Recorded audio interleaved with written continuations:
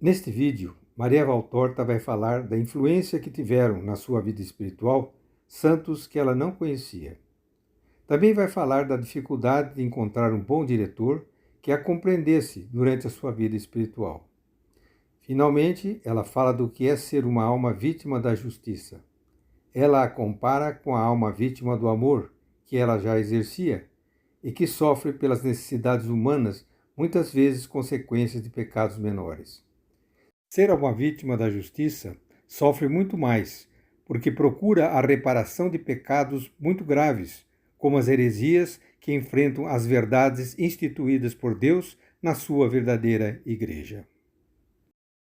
Vítima da justiça. Entre relato 11. A fome ardentíssima que tenho de salvar as almas me impinge a procurar vítimas que associo à minha obra de amor, disse Jesus à irmã Benigna Consolata Ferreiro. Eu não conhecia essa irmã na época, mas a necessidade de me oferecer também à justiça, como me ofereci ao amor, me urgia no coração. Por puro acaso vim a conhecer esta pequena secretária de Jesus. Há algum tempo que várias pessoas, consagradas ou não, me perguntavam se eu tinha tirado meus pensamentos dos seus escritos, porque os pensamentos eram iguais. Eu nem mesmo sabia que a irmã Benigna tinha existido. Veio então o desejo de conhecê-la, e Jesus, sempre cortês, fez-me encontrar o caminho. Chegou às minhas mãos um breve escrito seu.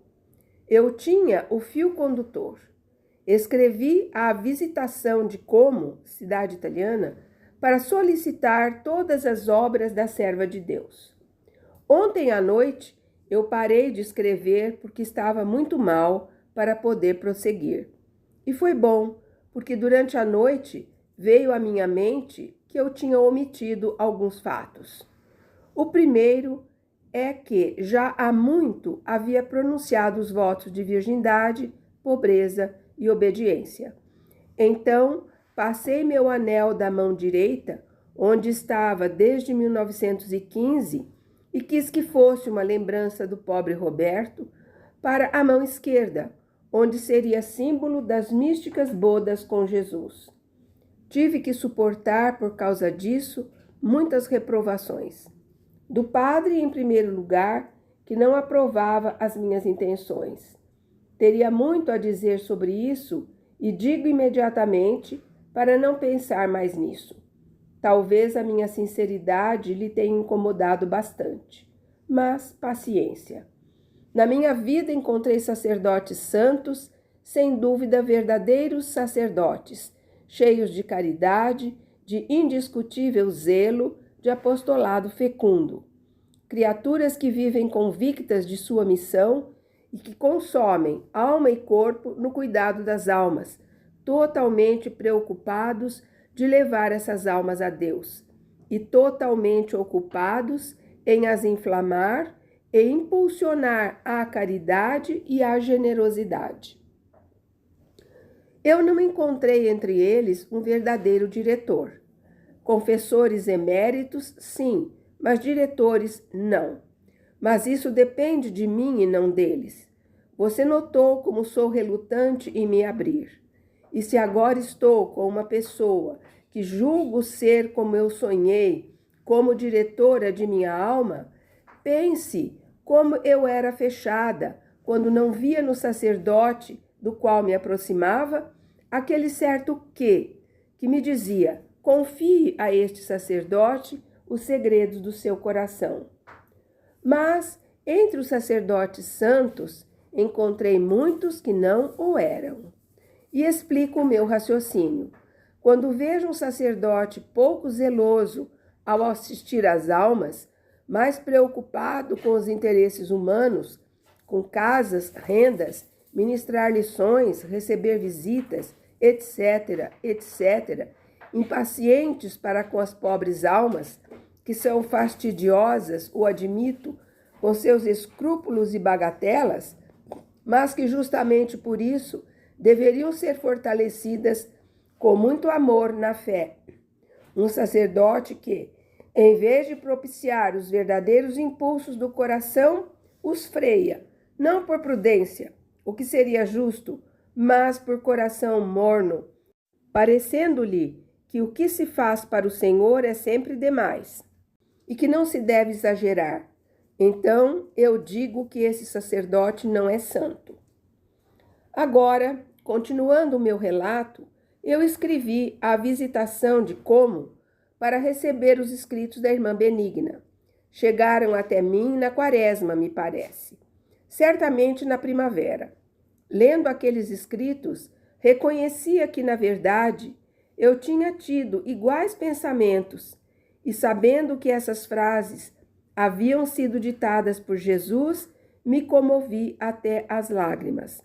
Portanto, eu, pobre criatura, no meu amor, tinha podido encontrar expressões e pensamentos semelhantes aos do meu Salvador?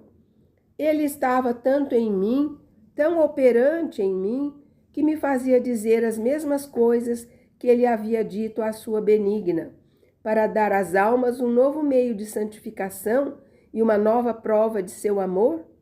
Também agora, quando sem perceber escrevo uma carta, ou falo expressando o meu pensamento, e depois encontro esse pensamento quase igual em uma frase do Vademecum da Visitandina, eu estremeço de alegria.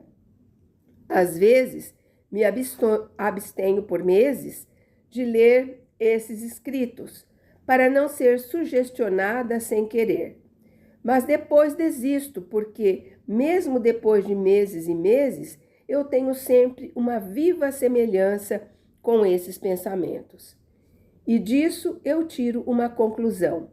Se 3 almas que viveram em países diferentes e de maneiras diferentes, como acontece com Teresinha, Benigna e eu, temos as mesmas expressões, é sinal de que quando Deus ocupa por completo um coração, dá a eles os mesmos sentimentos. Estas almas são centelhas de sua caridade, provenientes de uma única fonte, mas jorrando de 3 canais diferentes de méritos, e dentre eles o meu é o mais rudimentar e defeituoso, e que tem a mesma luz.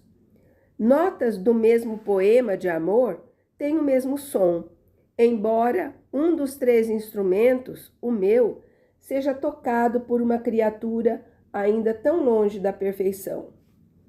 Antes eu tinha uma amiga, a pequena Flor. Agora eu tinha 2, porque também Benigna se transformou em uma celeste amiga para mim. Entre elas, grandes vítimas, prossigo com segurança no meu caminho, que é um calvário. Elas me encorajam, me sorriem e me indicam uma luz cada vez mais próxima. Nela se esconde o meu Jesus. Quando, com o sacrifício consumado, ele mostrar nitidamente o seu rosto, que agora aparece apenas entre as cortinas de esplendor que o velam, a sua pequena hóstia, então eu morrerei em um sobressalto de alegria.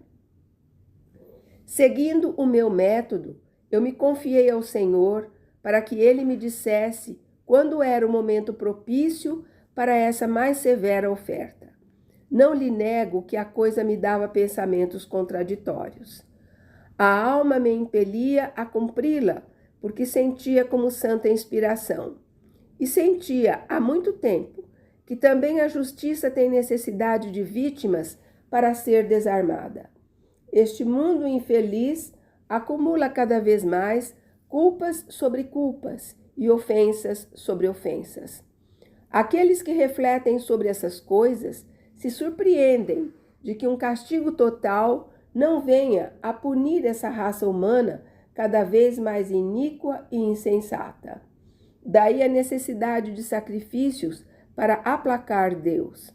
Isso eu compreendi há anos e cada vez mais o compreendo. Mas, se minha parte melhor anelava se imolar à justiça do Pai, por piedade para com seus infelizes irmãos, tão ímpios e blasfemos, minha humanidade titubeava. Eu tinha em mente o que diz Santa Teresa de B.G. Se vos oferecestes a justiça divina, devias ter medo. Com efeito, até aquele momento, o amor misericordioso tinha usado de misericórdia comigo. Tinha me tratado com doçura, considerando a minha fraqueza. Não me poupara a dor, mas a tinha dado para mim durante esses 5 últimos anos, tempo que durava a minha oferta ao amor, sempre acompanhada de ajudas sobrenaturais que me eram preciosas para suportá-la. É verdade que o mesmo amor, quando atinge certas alturas, é em si um sofrimento. Não disse gratuitamente no ato de oferecimento: eu te suplico que me consumas continuamente, deixando chegar à minha alma as ondas de infinita ternura que em ti encerram, e assim me torne mártir do teu amor, ó meu Deus.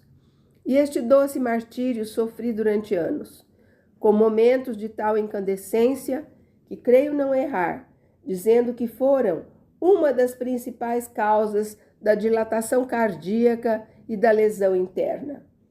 Como um vaso muito selado e levado à ebulição, aumenta seu volume devido à lei física da dilatação dos corpos, e mesmo assim, não conseguindo aliviar a pressão, e explode, do mesmo modo em mim o coração, depois de ter dilatado sob as palpitações ardentes do amor, muito mais capaz de exaurir as paredes do coração do que qualquer miocardite natural, teria explodido internamente, e como dizem os médicos, as fibras nervosas seriam todas destruídas.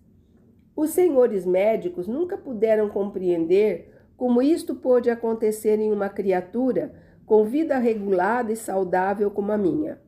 Mas se tivessem olhado para o alto, para regiões sobrenaturais, teriam compreendido o porquê deste meu mal especial, diferente de todas as outras formas cardíacas, definido por eles com 1000 nomes, porque apresentam características de todas as doenças e, ao mesmo tempo, carece de algumas características essenciais das cardiopatias propriamente ditas, essas que têm uma origem corrente.